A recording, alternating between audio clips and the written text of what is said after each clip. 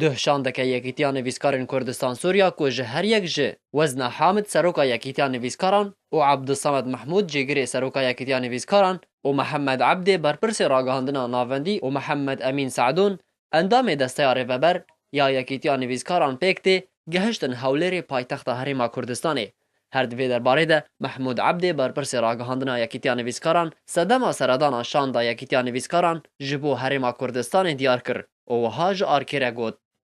وەک بەریارە کۆمیتا ڕێڤەبەر دجڤاتە خۆی داویدە کۆمکاری بن نونەرتی یا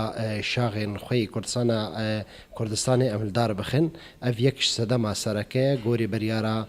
دەستەیا ڕێڤەبەر دوی بۆ ئەم سەردانە کوردستانی بکن کاری بن بکن ئەو تێکیلی یان پەیوەندیên گۆ د پێشەڕۆژێدا دل کوردستانی ئەم کاری بن وەک ویزارەتە چاندێ ددۆ وەک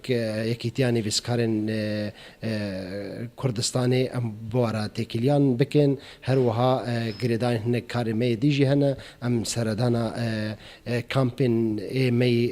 ڕۆژ ئاوا ئەم بکن یان ژیم کاری بن هەنێک چاڵکی ئاژیلدار بخن. Di zincîra hevdîtinên civînên xwe de îro şanda yekîtiya nivîskaran seredana nûneratiya Encumena Niştimaniya Kurd li Sûriyê li Herêma Kurdistanê kir û hevdîtinek pêk anî û divê derbarê de Xalid Elî serokê nûneratiya Encumena Niştimaniya Kurd li Sûriyê dilxweşiya xwe ji wê seredanê re diyar kir û amadebûna xwe ji bo xizmeta nivîskar û yekîtiya nivîskaran re da diyarkirin. باش دانستاندن مکرم اما خفین لسر روشا سیاسی سر روشا روشنبیری لروجاوای کردستانی و آستنگین مازن پیش روشنبیره لی کردستان سوریه چاپکان آریکار بن هفدورا بکارن مثلا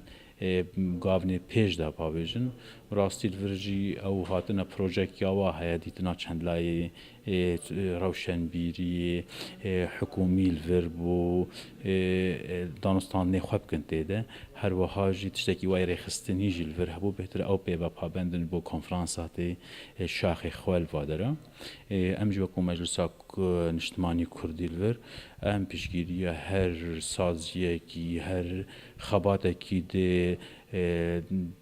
د آواکرنا د پیشخستنا کلتور و ادبیات و چاندا کردی ده.